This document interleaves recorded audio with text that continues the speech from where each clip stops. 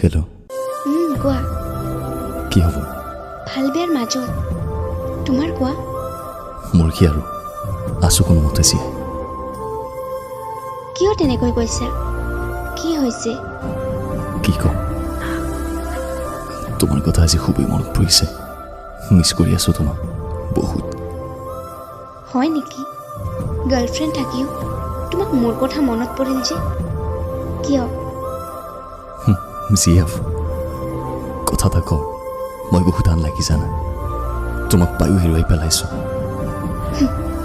এইবোৰ জানো এতিয়াকৈ কিবা লাভ আছে? যি হ'বলগীয়া আছিল হৈ গ'ল। পিছে কি হৈছে তোমালোকৰ?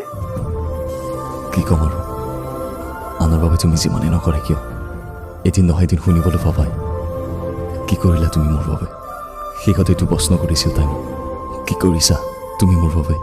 মানে কিবা খঙত কৈছা চাগে তুমিও। নাই, তাৰ কাৰণে মই বহুত কিবা কিবি কৰিছোঁ, কিন্তু শেষত বেলেগ এজনক পাই মোক এইটো প্ৰশ্ন কৰি ব্ৰেকআপ দি আঁতৰি গ'লোঁ। দিয়া বাই, বিজি আছোঁ মই। শুনা, 5 মিনিটছ প্লিজ। কোৱা।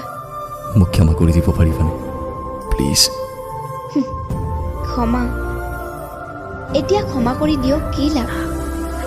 শুনা, কিছুমান স্মৃতি মনত পেলাই মনটোক কষ্ট দি থকাতকৈ পাহৰি যোৱাই ভাল। মই সকলো পাহৰি বহু কষ্ট কৰি আজি নিজকে বহুত দূৰ আগবঢ়াই লৈছোঁ। নোৱাৰিম আৰু একো নোৱাৰিম।